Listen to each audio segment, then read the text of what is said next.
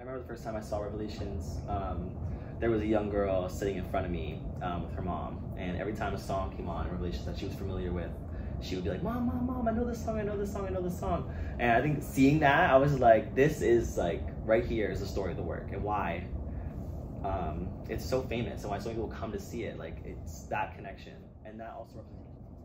Spencer Everett is a 2-year member of the Ailey II company. And I'm going to say this, Spencer, I've had the pleasure of working with you in the past.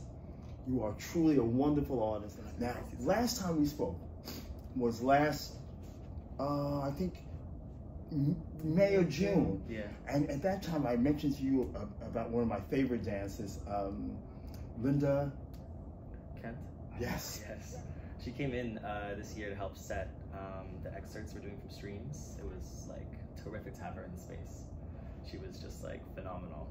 Also, she really brought this like different side to some of the Ailey repertoire that I haven't seen before, because she was there right in the company when he was there, and it's so rare we get the opportunity to work with the dancers who really knew Ailey personally.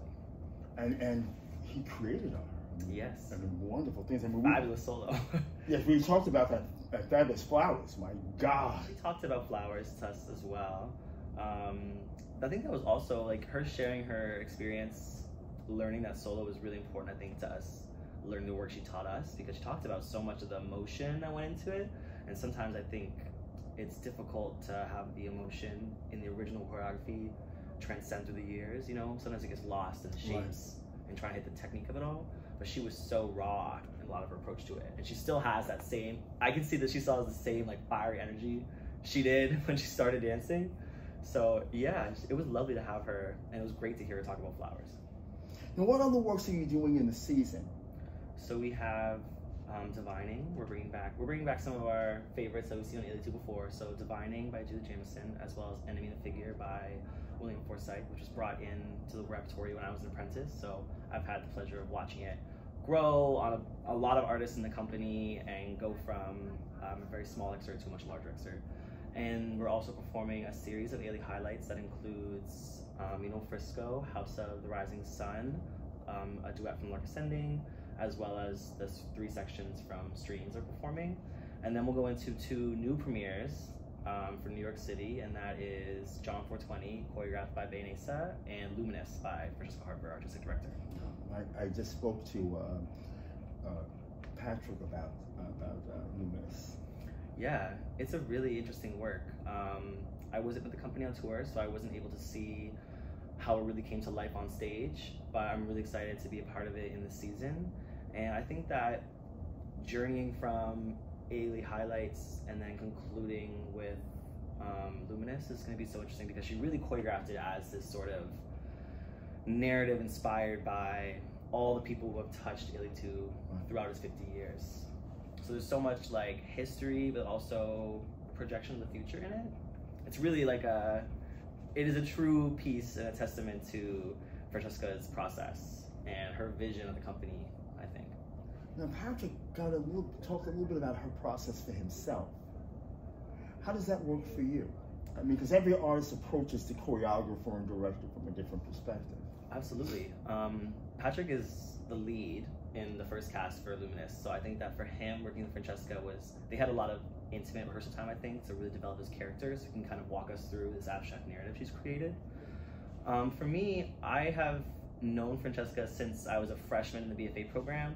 She taught my improv class, and at the time, it was a new space for me. It's my first time in New York City. It's my first time really in a conservatory dance setting, so I was really overwhelmed. And her class was just sort of this place where you could be really free, like a free-for-all, weird ideas were welcomed, and we really just kind of bonded in that moment over a lot of her work.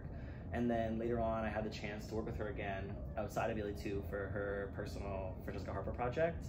And then as well at Ailey II, working on Freedom Series, which was her first work, and now Luminous, we really have a connection in terms of Francesca likes to leave a lot to the artist, She danced for the Frankfurt Ballet, which was William Forsythe's company, so there's a lot of improv involved. Right. And I think once you open up to her asking you to, explore his idea, she gives you the prompt and she wants to see what you create, and then you have this collaboration together. It's a really beautiful way to connect to the work as a dancer and also connect to my artistic director. Right. But I love working with Francesca. We have such a unique relationship, and I think that we really understand one another. And I think that you can see that a lot in the work that we perform as well. Now, the season starts on April 9th and goes to the 14th.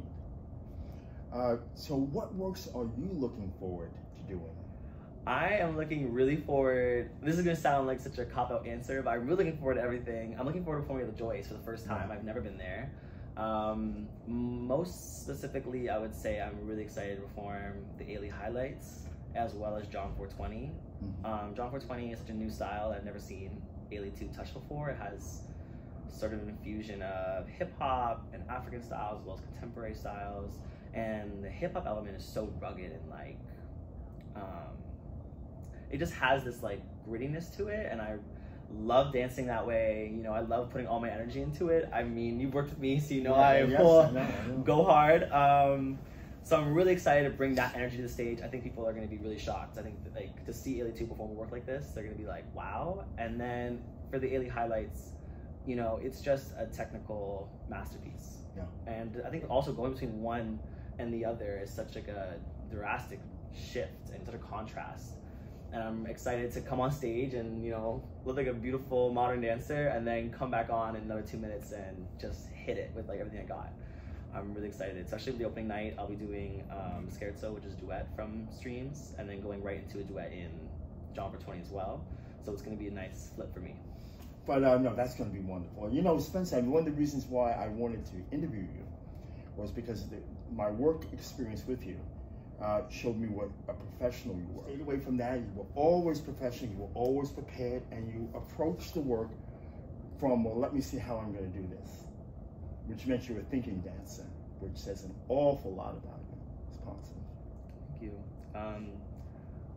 I've been told before that, you know, I work hard in the studio, that, you know, everyone has their faults, but that I tend to err on the side of a more diligent, disciplined attention to my practice. And I think in some reflection, as I, you know, approach my last year in Ailey II, and I'm starting to branch out to people and see where I'm going to go next. Right. My parents started their family really young, and they sort of built their own business from the ground up, and they are very hard workers. And that has always been instilled to me from a very young age, like, we must work hard for success. Like, you know, we work on the weekends. Like, I just found out this year, after I think like 27 years of marriage, my parents finally stopped working on Saturdays, which is crazy to think about. God bless them. But, you know, I know that I've adopted some of their work habits, healthy or not. But yeah, I also feel like the audience comes to see a show, you know, and I always feel a little bit of pressure to deliver on that front. You know, I really want them to enjoy themselves. I want people that made the sacrifices for everyone to get to where they were today to feel like they were worth it.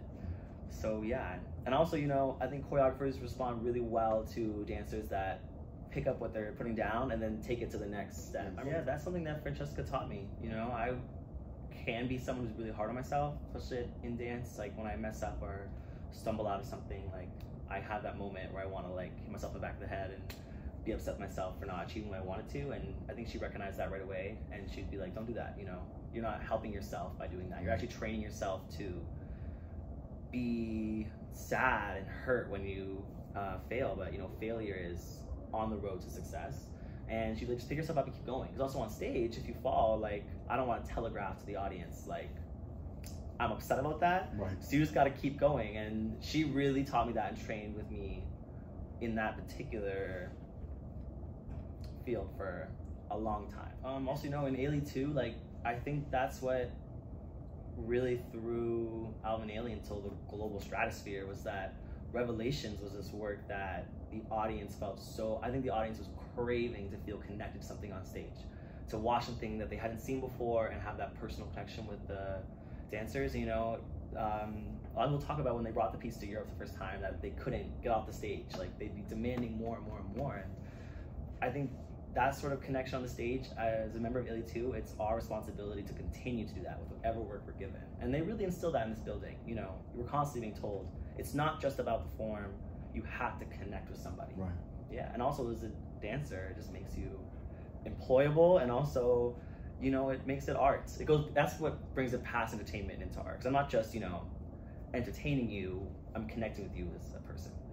I remember the first time I saw Revelations, there was a young girl sitting in front of me with her mom, and every time a song came on in Revelations that she was familiar with, she would be like, Mom, Mom, Mom, I know this song, I know this song, I know this song. And I think seeing that, I was like, this is like, right here is the story of the work, and why it's so famous, and why so many people come to see it. Like, it's that connection, and that also representation on stage.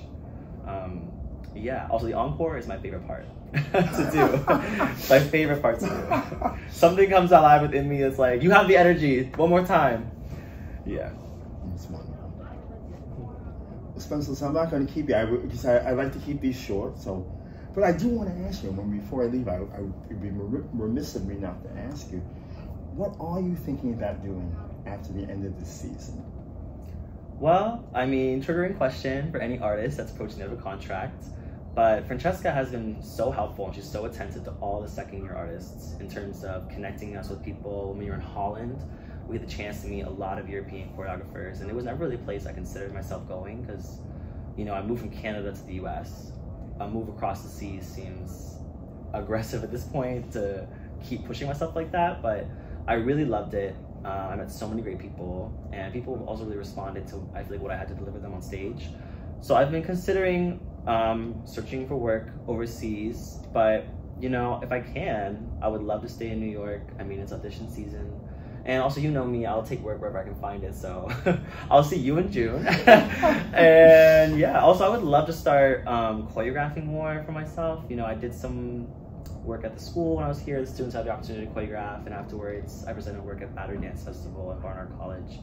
And that's something I would love to dive more into. And also in my time at the BFA program, I got a double major in visual arts. Oh, wow. And I think that while performing with Ailey II, I was so dedicated to dance that I didn't give it much care, much practice. And I really want to dive back into that aspect of myself as well. Listen, I want to thank you for taking the time out. It's always good to see you. No, I want to thank you for coming here. It's great to see you. It's my pleasure. It's my pleasure. And then when you, as I mentioned in past, but it's true, when you see artists that you respect, number one, and that you see them moving on their journey in a positive way, it's so gratifying. Thank you. That means a lot to hear. Much continued success and happiness. Yes.